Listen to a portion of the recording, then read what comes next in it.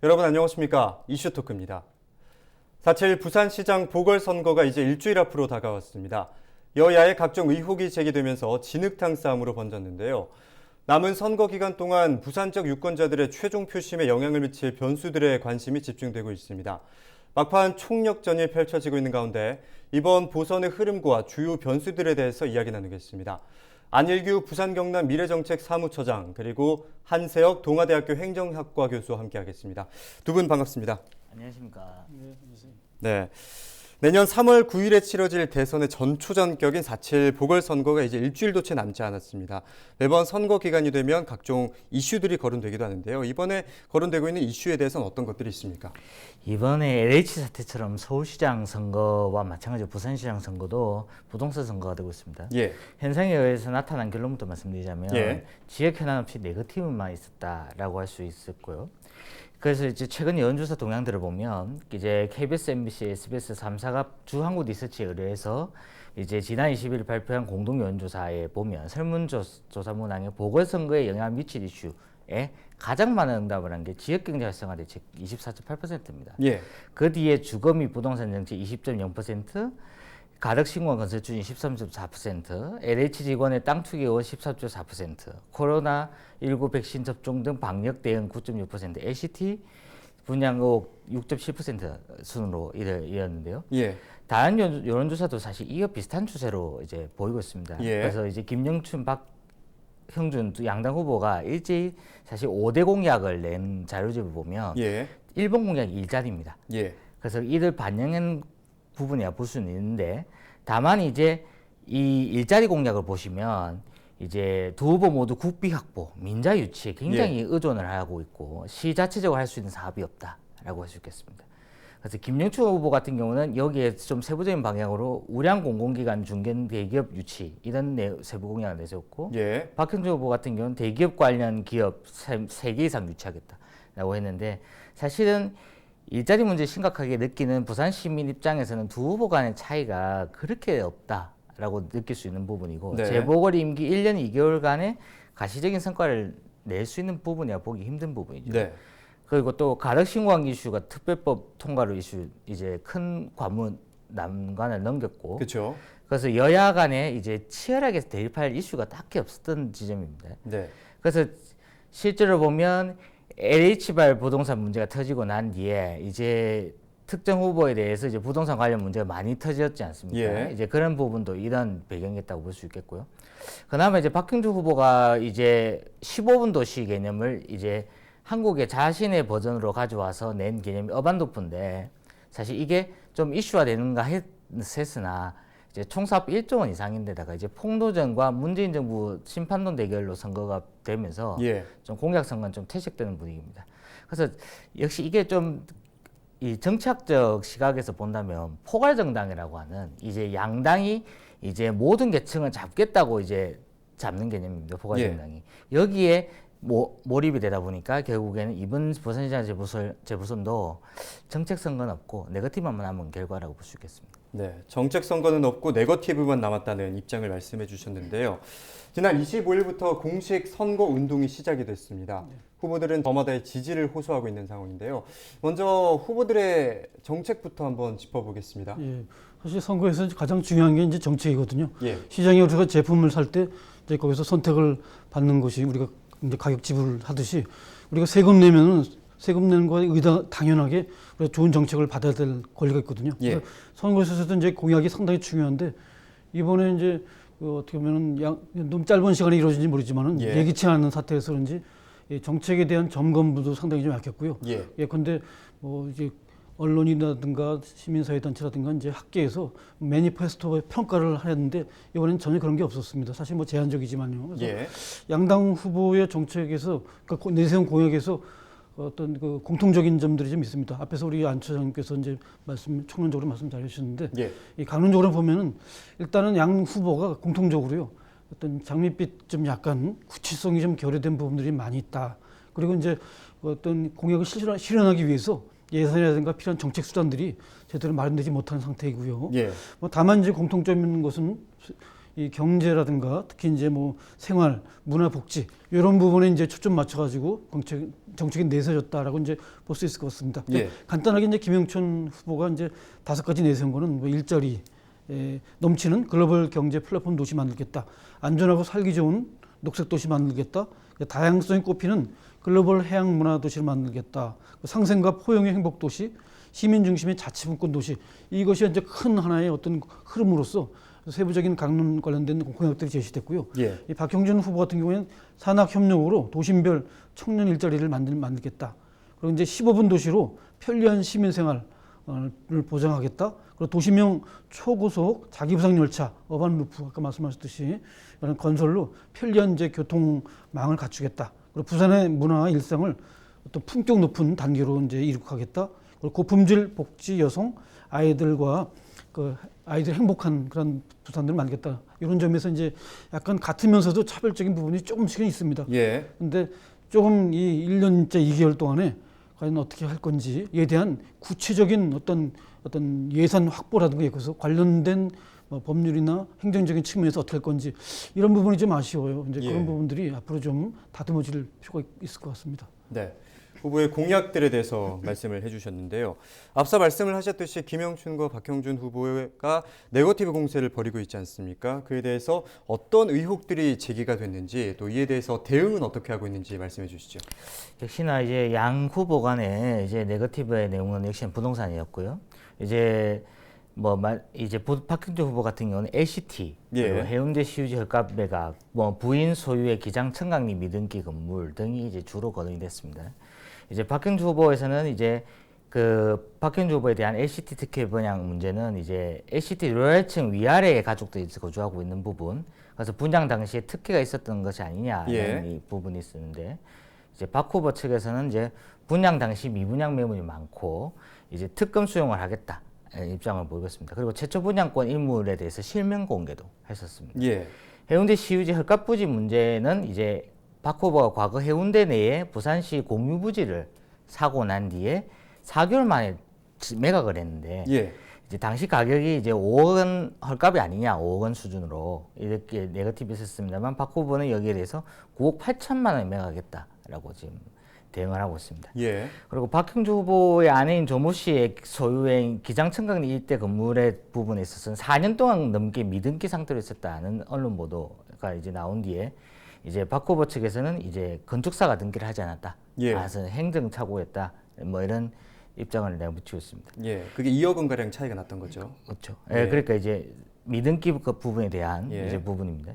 그래서 김영춘 후보 같은 경우는 서울의 광진구 아파트 소유하고 있고 부산에는 전세로 있는 점에 대해서 박형준 후보 캠프 측에서 공세를 했습니다만, 이제 김영춘 후보 측에서는 이제 20년간 배우자와 젊은 시절 고생해서 마련한 주택이고, 예. 이제 직계가족 20년 부동산 거래 내역 전체를 공개하는 등의 대응을 하고 있습니다. 네. 부산시장 선거는 지금 각종 의혹의 양측의 고발이 이어지면서 선거전이 소송전으로까지 번지고 있는 상황입니다. 여야의 비방전의 수위가 높아지면서 진흙탕 싸움으로까지 번지는 양상이 보이고 있는데요. 이런 상황에 대해서는 먼저 교수님께서는 어떻게 생각하십니까? 예, 참 한마디로 좀 변함없는 정치 현실을 예. 보면서 참 너무 좀 안타깝다는 생각이 듭니다. 예. 그리고 이제 이렇게 800여 원 넘는 돈이 드는 선거인데 예. 고비용 정치인데 이 진짜 정책을 얘기하고 논쟁하기에도 짧은 시간에 예. 저렇게 어떤 그 비방하고 진흙탕 싸움 하는 게 좀 안타까워요. 좋아요. 진흙탕 싸움 하되 예. 근거 가지고 하라는 겁니다. 예. 근거 없이 그냥 마타도어식으로 하니까 국민들은 더 짜증나고, 아니면 말고식으로 이제 끝나는 부분에서 진짜 이런 어떤 오류 수준의 한국 정치가 빨리 바뀌어야 되지 않나 하는 생각이 들고요. 또 하나는 좀 우리 이제 이번 개귤에서 국민들, 유권자들이, 우리 시민이 좀 더 한층 더 성숙된 그런 시민 의식을 가져서 제대로 걸러내는 예. 그런 어떤 그 자세를 좀 가졌으면 좋겠다는 생각입니다. 네, 아까도 말씀하셨지만 정책 점검 과정이 좀 짧았기 때문에 근거를 가지고 임해라 이런 네, 입장이신 거죠. 그렇다면 사무처장께서는 어떻게 생각하십니까? 이러한 갈등 사실 있을 수밖에 없는 부분입니다. 특히나 이제 한국 정치가 이제 특히 지역에서도 마찬가지인데, 예. 이제 뭐 제가 앞에서 말씀드렸듯이 포괄 정당으로 이제 특별히 이제 이념적 스펙트럼의 차이가 없이 네. 가다 보니까 이제 이럴 수밖에 없다는 점은 우리도 뭐 시민들도 이해를 해야 될 부분이라고 생각을 하고요. 예. 다만 그거를 이제 바꿔 나가야 될 부분이라 봅니다. 그리고 이제 선거와 관련해서는 이러한 갈등을 해소할 수 있는 방안이 항상 필요하다. 예. 이제 시장 선거가 이제 7일밖에 남지 않았는데 이 7일이 지나고 나서 이제 고소전을 서로 좀 취하는 방안이 필요하고 예. 그리고 이제 또 특혜원 논란 나왔던 부분에 대해서는 이제 끝까지 뭐 언론에서도 뭐 집중적으로 조명해서 이제 팩트 체크하고 모든 관계 사실관계를 다 밝혀서 투명하게 해야 될 필요가 있다라고 봅니다. 네. 김영춘 후보는 국정 안정론을 그리고 박형준 후보는 정권 심판론을 각각 전면에 내세우고 있습니다. 국정 안정론과 그리고 정권 심판론 여기에 대해서는 어떻게 생각하십니까? 예. 사실 이제 국민들의 마음은 요즘 요동치고 있습니다. 왔다 갔다 예. 하고요. 변하지 않는 항상 이렇게 물처럼 이렇게 흐르는 그런 것이 민심이라는데 이 크게 이제 어떤 구분하면은 그 정권 심판론과 국정 안정론인데요. 이거는 제가 어떤 조사한 근거를 가지고서 말씀드리겠는데요. 그 지난 3월 25일 엠브레인 그 케이스 스탯 코리아 리서치, 한국 예. 리서치 이런 4개 여론조사기관에서 이제 한번 이 국정 안정이냐 아니면 정권 심판이냐 여기에 대한 국민들의 어떤 유권자들의 그런 어떤 그 심리를 좀 분석을 했거든요. 예. 그랬더니 국정 운영에 대한 심판을 위해서 야당의 힘을 실어줘야 된다. 그러니까 일종의 이제 정권 심판론이죠. 예. 여기에 대해서 국민들의 어떤 그 유권자들의 그 반응은 52%를 접해서 약간 더 커다란 비중이고요. 예. 안정적인 국정 운영을 위해서 여당의 힘을 실어줘야 된다. 국정 안정론 여기에 대해서는 응답자의 34% 정도 이렇게 차지했습니다. 그래서 예. 이거는 이제 선거관리위원회 홈페이지 가면은 이제 보실 수 있는데요. 또 부산, 울산, 경남에서는 특히 이제 지역으로 한정해서 보면은 네. 정권 심판론이 52%, 예. 그리고 이제 국정 안정론이 36%. 그 예. 전체 국민하고 굉장히 큰 범위, 아니 좁은 범위입니다. 예. 크게 격차가 없고요. 그래서 이 지난주 그 양 지역에서 어떻게 보면 50%의 정권 심판론이 조금 더 올라갔다. 그러니까 그만큼 국민들이 제기된 이슈에 대해서 역시 불안감 갖고 불신이 좀 증폭되지 않았나 생각이 듭니다. 예. 그래서 아마 이번 선거에 있어서는 뭐 다수 유권자들이 국정 심판, 심판에 대한 그런 마음을 가지고서 선거에 임하지 않나. 그러니까 정권 심판에 대한 그런 어떤 민심이 더 이제 높게 나타나는 걸로 이제 볼 수 있을 것 같습니다. 네, 말씀해 주셨던 지지율처럼 야권이 조금 우세한 것으로 나타나고 있긴 하지만 현재까지 제기되고 있는 변수들이 어떻게 작용하느냐에 따라 막판에 혼전으로 흐를 수 있다는 분석도 나오고 있습니다. 선거에 영향을 미칠 주요 변수들은 어떤 것들이 있을까요? 결국에는 누가 이제 유동층을 가져오느냐의 예. 문제인데 이제 소투표층과 결정 안 한 모름층으로 여론조사에 나오는 이 층을 누가 이제 확실히 가져오느냐에 따라서 승기가 이제 최종적으로 날 거라 봅니다. 예. 이제 그래서 보면 이제 제가 앞에서 언급했던 방송 3차 여론조사도 그렇고 지난 21일에 발표됐던 국제신문의 3차 여론조사에서도 예. 이제 반드시 투표하겠다라고 적극적 투표층이 60%대를 기록하고 있습니다. 그래서 물론 반드시 투표하겠다고 답한 응답층이 60%대를 달하고 있지만 평일에 치러지는 재보선이라는 예. 점, 그리고 양 후보 간의 정책 대결이 없는 점 등을 감안하면 실제 투표율이 어느 정도 나올 것이냐에 따라서 또 영향을 받을 거라 봅니다. 네. 그리고 이제 비투표층을 제외한 결정 안 한 모름이 이제 방송 3차 여론조사에서 사실 뭐 5.7%, 국제신문 3차 여론조사에서 2.8%에서 좀 불가한 부분이 있어서 사실은 투표하려고 하시는 분들 적극적 투표층으로 갈수록 이미 의사결정을 한 거 아니냐라는 예. 부분도 있습니다. 그래서 어쨌든 스윙 보터라고 할 수 있는 이 중간에서 이제 예. 소극적 투표층과 이제 아직 결정하지 않은 이 투표층을 잡는 것이 제일 중요하다고 볼 수 있겠고, 예.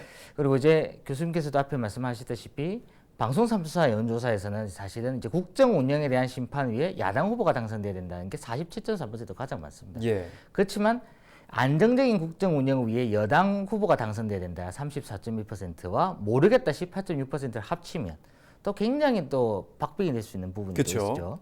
그래서 이른바 이제 깜깜이 기간에 곧 들어가지 않습니까? 이제 예. 이 깜깜이 기간에 가면 어떻게 변수가 될지는 모르겠다라고 할 수 있겠습니다. 그리고 또 국제신문 3차 여론조사에서도 또 유사한 추세를 보이는데 예. 이제 재보선 프레임에서 가장 많이 공감하는 게 무엇이냐라는 질문에 정파 무관 부산 발전 적임자를 뽑는 선거다고 44.0% 네. 가장 높게 나왔습니다. 네. 그러니까 이 부분은 이제 양당 후보가 예. 지역 이슈와 관련해서 큰 담론을 제시한 후보가 있었다면 좀 중앙 이슈와 상관없이 선거의 승기를 가져올 수 있는 부분이 아니었을까라고 좀 볼 수 있겠습니다. 예. 그래서 어쨌든 앞에서도 제가 한번 설명드렸지만 지역 경제 활성화가 가장 많이 응답층이 나왔던 부분하고 연계해서 네. 좀 향후 1년 2개월 뒤에 선거도 좀 대비할 필요가 있다라고 그렇게 보죠. 네. 이번 부산시장 보궐선거 결과가 어떤 의미를 담고 있는지 먼저 사무처장께서 말씀을 해주시죠. 이번 선거 사실 결과는 좀 보면 정책 선거도 없고 그 지방 선거에 지방이 없다. 부산이 없는 선거가 됐다는 거죠. 그래서 예. 제 안타까운 정권 심판론과 힘 있는 여당론이 부딪히고 예. 이제 부동산 이슈로 기결되는 그런 결과를 볼 수 있겠습니다. 사실 또 1년 2개월이라고는 짧은 임기를 감안하자면 그렇죠. 아주 실현 가능한 컴팩트한 공약들이 나왔어야 되는데 네. 공약들이 거의 다 삼선용 공약입니다. 삼선용 공약. 그래서 9년에 10년 9년 걸릴 공약들. 그래서 좀 안타깝다 할 수 있고요. 사실 1년 2개월이라는 시간을 보면 인사, 전임 시장의 추진 사업 중 일부를 중단 정도. 사실 이 정도 할 수 있거든요. 그래서 이런 부분에서 좀 안타까운 부분이고, 그래서 더 중요한 건 선거 이유가 더 중요하다라는 점이 있습니다. 네. 특히 한국의 지방 정치 사실 강시장 약의회 구조라서 또 부산시의회가 얼마나 다음 시장을 제대로 견제 감시해야 될지 지켜봐야 되겠지만, 뭐 시민사회 동시 시민사회의 역할도 크다고 봅니다. 그리고 이제 그 유성진 이화여대 교수가 쓴 논문 중에 이제 지방선거에서의 정책선거라는 논문이 있습니다. 그 논문에 보면 이제 지방선거가 이제 대선과 총선과 달리 유권자의 관심도가 상대적으로 낮고 이제 다층적인 선거가 동시에 이루어지는 부분이 있어서 네. 아무래도 유권자들의 효능감 이런 것들이 낮다 보니 이제 유권자들의 의사결정에 사용할 수 있는 정보가 취약하게 된다는 부분이 지적이 됐었거든요. 그런 거를 좀 규제 중심적인 법제도를 과감히 철폐하고 이제 중립적인 후보의 정책 수립에 필요한 내용을 제공할 수 있는 그런 독립기구 설치가 또 제안이 됐었습니다. 이런 예. 부분들을 좀 반영해서 앞으로 제도 개혁을 좀 할 필요가 있다라고 봅니다. 네, 이번 선거가 끝이 아니라 중요한 건 그 이후다 이렇게 말씀을 해주셨는데요. 이번 보궐선거 결과에 대해서는 어떻게 생각하십니까? 예, 아마 결과가 직접적으로 이제 정치 지형에 영향을 미칠 거라고 생각됩니다. 특히 내년에 이제 2022년 3월달에 대선이 있지 않습니까? 예. 그 대선에 이제 집권당은 재집권을 도모하겠고, 이제 지금 야권은 정권 탈환을 이제 추구하겠죠. 뭐 이러한 것에 하나의 어떤 가늠할 수 있는 하나의 어떤 전초전으로 볼 수 있기 때문에 네. 특히 부산은 지금까지 이제 PK로 명명되면서 부울경 민심이 사실 스윙보터 아까 말씀하신 것처럼 역할로서 예. 상당히 중요한 역할을 했거든요. 그래서 사실 이번 선거가 뭐 사실 지난 2017년 박근혜 전 대통령 탄핵 이후에 선출된 문재인 정부가 이제 출범하면서 어떻게 보면 또 이제 정권에 대한 심판적 성격도 띠고 있습니다. 그래서 예. 특히 이제 지난 4.15 보선에서 압도적으로 이제 다수를 차지했는데 거기에 대한 어떤 현 정권의 국정 운영에 대해서도 시민들이 어떻게 느끼는지 이제 서울과 부산의 우리 어떻게 보면 대표적인 그런 도시이기 때문에 예. 이러한 선거 결과가 아주 중요한 영향을 미칠 거라고 봅니다. 그래서 아울러서 저는 이제 정책이라는 것을 강조하고 싶은데 이 공약이나 정책이든 곰국이 아닙니다. 우려먹지 말아야 됐으면 좋겠어요. 예. 재탕 삼탕하지 말고 신선하게 문제 해결 지향적이고 가치 창출적인 정책을 발현하기 위해서 가장 먼저 우리 사회에서 창조성을 좀 이전 선거에서 발휘해라. 그래서 여야건 창조성 좀 발휘해서 좋은 정책으로 승부를 벌였으면 좋겠다는 생각입니다. 네. 이번 시간 4.7 부산시장 보궐선거를 앞두고 보선의 흐름과 또 각종 주요 변수들에 대해서 두 분과 함께 이야기 나눴습니다. 두 분 자리해 주셔서 감사합니다.